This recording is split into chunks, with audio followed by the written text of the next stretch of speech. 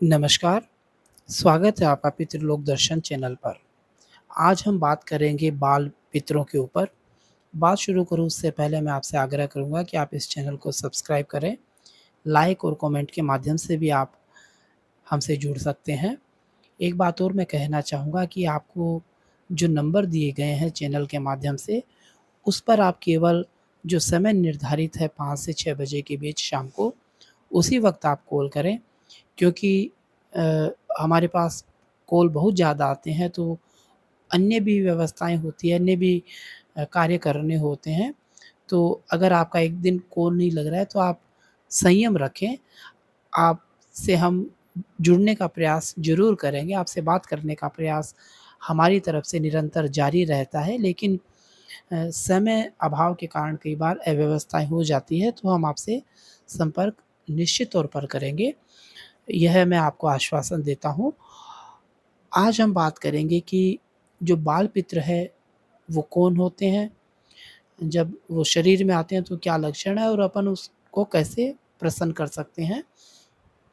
तो जैसा कि नाम से ही स्पष्ट हो जाता है कि बाल-पित्र यानी अ, जिनकी बाल्यावस्था में मृत्यु हो जाती है, जब वे बच्चे पितृ बनते हैं, तो उन्हें बाल-पित्र कहा जाता है। 10-11 वर्ष तक की उम्र के जो भी बच्चे एक्सपायर होते हैं उनकी मृत्यु होती है, तो जब वो पितृ योनि में आते हैं, तो उन्हें हम बाल-पित्र कहते हैं। लेकिन इनके चांस बहुत कम होते हैं, बहुत कम बच्चे ऐसे होते हैं जो पितृ बनते हैं।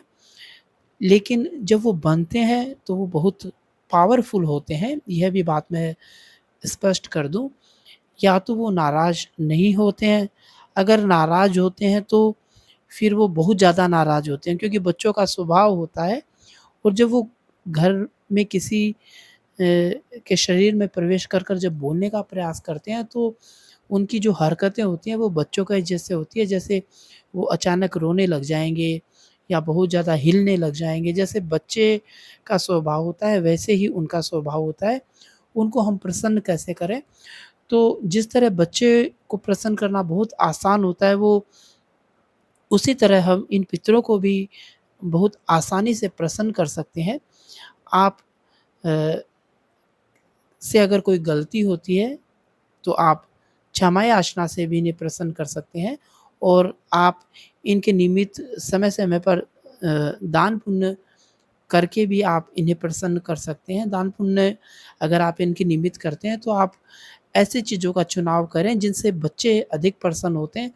जैसे खाने की ऐसी चीज़ें जो बच्चों को अधिक प्रसन्न हो, खेलने की ऐसी चीज़ें जो बच्चों को अधिक प्रसन्न हो, तो अगर आप ऐसा करते हैं तो निश्चित तौर पर आपके जो पितृ हैं, वह आप पर प्रसन्न होंगे। अगर बाल-पितर किसी के परिवार में, किसी के घर में है और अगर वो शक्तिशाली है तो निश्चित तौर पर अ, आप बहुत उन्नति करेंगे उनके आशीर्वाद से।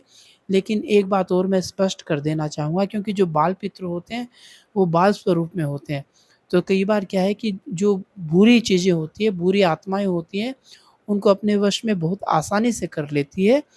तो आप इस बात का भी ध्यान रखें, इस बात का आप ख़्याल रखें कि आपके जो घर के जो बाल-पित्र हैं, उनको कोई दूसरी चीज़ न तो उनको बाँधे और न ही उनको अपने प्रभाव में लें क्योंकि अगर ऐसा होता है तो फिर जो नेगेटिव जो एनर्जी होती है, वो अपना प्रभाव दिखाती है और हम परेशान भी हो सकते हैं।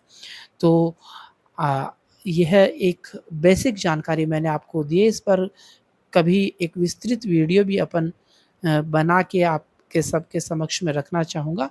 आज का वीडियो आपको कैसा लगा आप हमें कमेंट के माध्यम से अवश्य बताएँ। पितरजी महाराज आप सभी की रक्षा करें। आप सभी के प्रति आध्यात्मिक मंगल भावनाएँ। आप इस चैनल को सब्सक्राइब ज़रूर करें। जय हो पितरजी महाराज की।